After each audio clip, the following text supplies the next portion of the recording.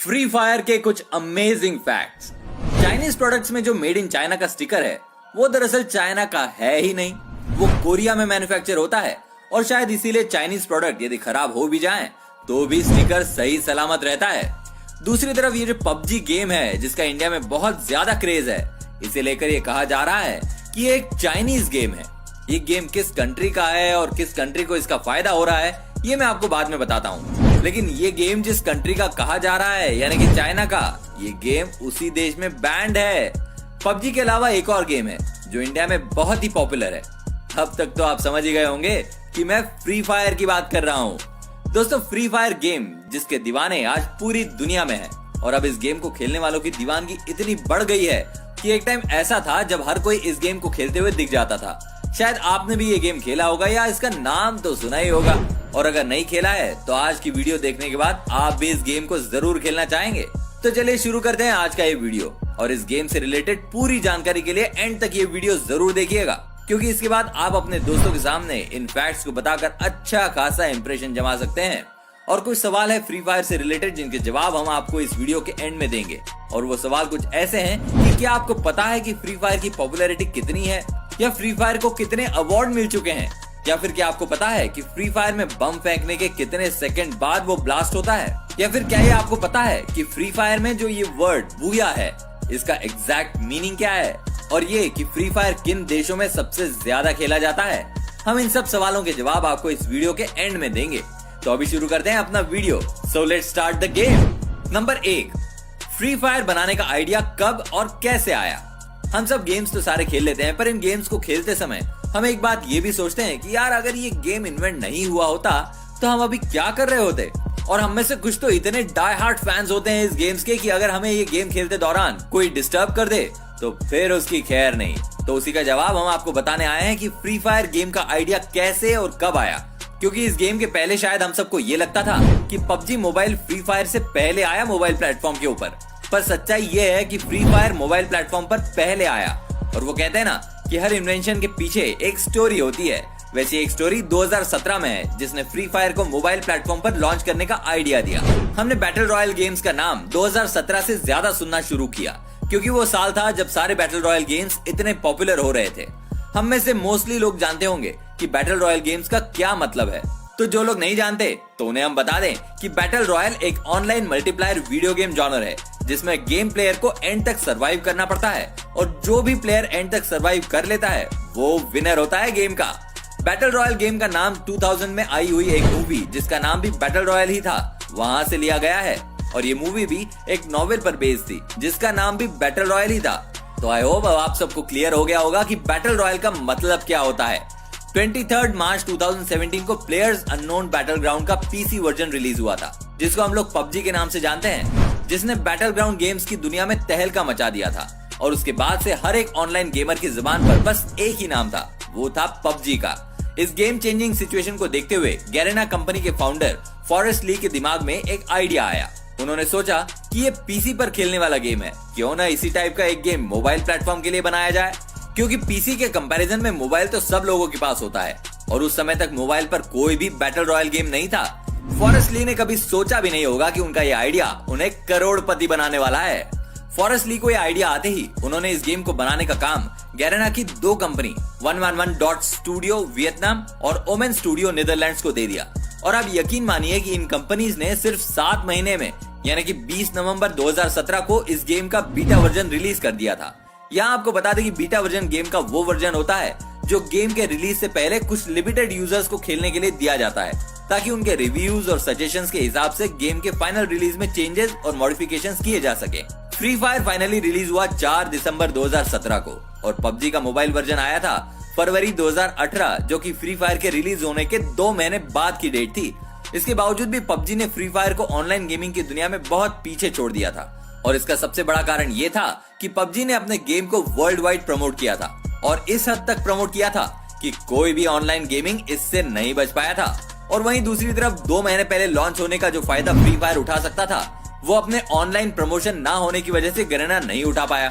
पर वो होता है ना कि हम गलतियों से ही सीख लेते हैं, और इसी गलती से गैरेना ने सीख ली, और उसके बाद उन्होंने फ्री फायर का अच्छा खासा वर्ल्ड वाइड प्रमोशन शुरू कर दिया, जिसके बाद से फ्री फायर ने पीछे मुड़कर कभी नहीं देखा। Number 2, back story. अब हम बात करेंगे फ्री फायर की बैक स्टोरी की, क्योंकि किसी भी गेम की बैक स्टोरी जानने के बाद ही आपको ये पता चलता है कि वो गेम किस कंसेप्ट पर बना हुआ है। और देखा जाए तो जितने भी बैटल रॉयल गेम्स जैसे पबजी हो गया, फोर्टनाइट हो गया और कॉल ऑफ ड्यूटी, इन सब का कोई ना कोई बैक स्टोरी जरूर होती है। और आप में से बहुत से लोग ऐसे भी हैं जिन्हें फ्री फायर का बैक स्टोरी पता होगा। तो आप लोग इस गेम को बहुत ही क्लोजली फॉलो कर रहे हो, क्योंकि गेम्स तो हर कोई खेल लेता है, पर उसके पीछे के फैक्ट्स पता होना रियल फैंस कहलाने की निशानी होती है। तो दोस्तों, इसकी बैक स्टोरी ये है कि एक मिस्टीरियस ऑर्गेनाइजेशन होता है जिसका नाम है FF से यहाँ मतलब फ्री फायर ही होगा। इस ऑर्गेनाइजेशन का एक ही मकसद होता है कि लोगों को कैप्चर करना और एक ऐसी जगह पर रखना जहाँ पर उनका ब्रेन वॉश किया जाता है, जिसकी वजह से वो अपनी सारी पुरानी यादें भूल जाते हैं। इस ऑर्गेनाइजेशन में साइंटिस्ट की एक टीम होती है जो इन कैप्चर किए हुए लोगों की बॉडी में कुछ मॉडिफिकेशन भी करती है, जिसकी वजह से ये अपनी पुरानी यादें भूल जाएं और इन्हें बैटल के लिए तैयार किया जाता है। उसके बाद उन्हें प्लेन से एक बरमूडा नाम के आइलैंड पर ले जाया जाता है और पैराशूट के जरिए वहां उतारा जाता है और यहाँ इन सब लोगों के बीच सर्वाइवल का टास्क दिया जाता है।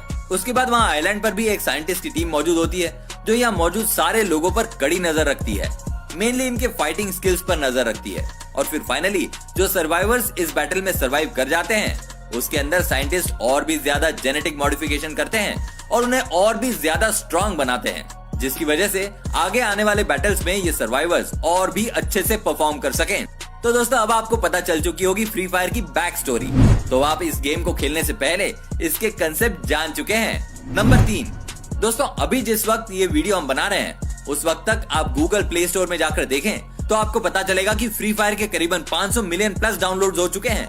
और लास्ट 2019 नवंबर का डेटा उठाकर देखें तो उसके हिसाब से फ्री फायर के 450 मिलियन रजिस्टर्ड यूजर्स भी हो चुके हैं, जिसकी वजह से अब तक फ्री फायर ने $1 बिलियन की इनकम को भी क्रॉस कर दिया है।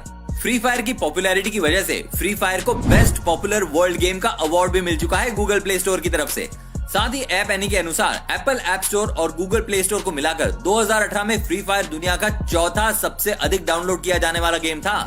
नंबर 4, वैसे तो जब भी ऑनलाइन गेमिंग का नाम आता है तो हम सबको एक ही नाम याद आता है, वो पबजी का, जैसा कि हमने आपको अभी थोड़ी देर पहले इस वीडियो में बताया, क्योंकि उसका वर्ल्ड वाइड प्रमोशन ही इस तरह से किया गया था कि सबकी जुबान पर एक ही नाम रटा हुआ है ऑनलाइन गेमिंग के हिसाब से। पर अगर हम रजिस्टर्ड यूजर्स और डाउनलोड के हिसाब से कंपैरिजन करते हैं तो फ्री फायर बहुत आगे है पबजी मोबाइल से।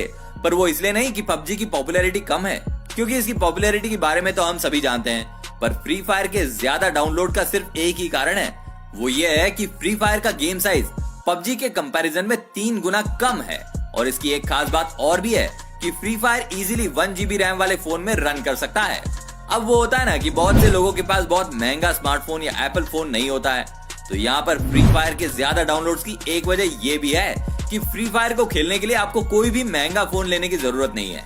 इस गेम को आप किसी भी एंड्रॉइड या एप्पल फोन में रन कर सकते हैं। फ्री फायर के अगर आप 3-4 गेम खेलते भी हो तो आपका फोन उतना हीट नहीं होता जितना कि पबजी खेलने के बाद होता है, क्योंकि जैसा कि हम जानते हैं कि पबजी का ग्राफिक्स नो डाउट बहुत अच्छा है और इसीलिए उसका गेम साइज 2 GB तक होता है। जैसा कि हम सब जानते हैं कि पबजी हाई ग्राफिक्स वाला गेम है और इसीलिए उसे खेलने में हम सबको ज्यादा मजा आता है।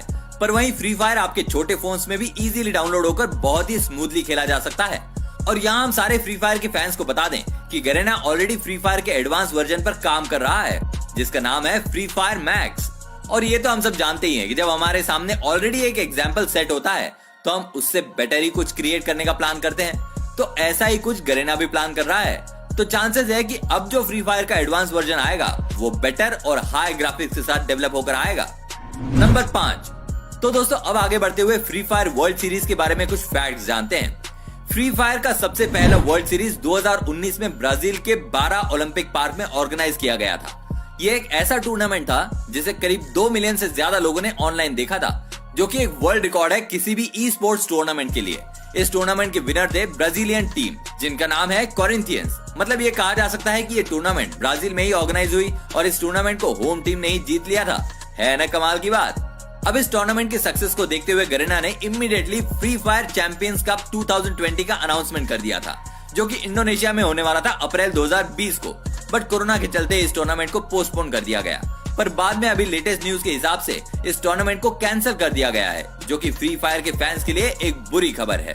अब बात करते हैं उन सवालों की जिनके जवाब मैंने आपको इस वीडियो के एंड में देने के लिए कहा था। तो सबसे पहले बात फर्स्ट क्वेश्चन, जिसका जवाब हम आपको पूरी वीडियो के दौरान बहुत बार दे चुके हैं, जिससे आपको फ्री फायर की पॉपुलैरिटी का तो अंदाजा हो गया होगा। अब बात करते हैं सेकंड क्वेश्चन की। तो उसमें हमने आपसे पूछा था कि बॉम्ब थ्रो करने के कितने सेकंड बाद वो ब्लास्ट होता है। तो उसका जवाब है 4.5 सेकंड के बाद। यानी कि आप बॉम्ब गेम में कहीं भी थ्रो करो, या तो जमीन पर या हवा में, बॉम्ब थ्रो करने के एग्जैक्ट 4.5 सेकंड बाद ब्लास्ट हो जाएगा।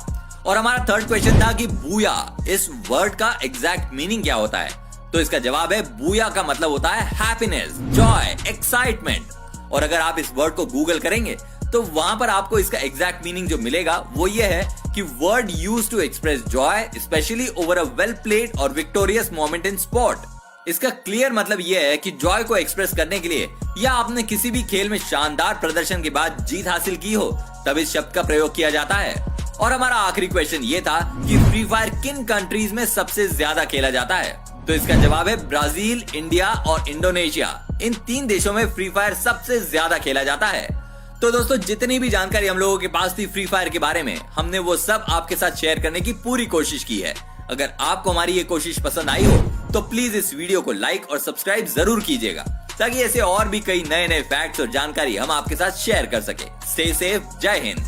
सब्सक्राइब जरूर कीजिएगा, ताकि ऐसे और भी कई नए नए फैक्ट्स और जानकारी हम आपके साथ शेयर कर सके। स्टे सेफ, जय हिंद।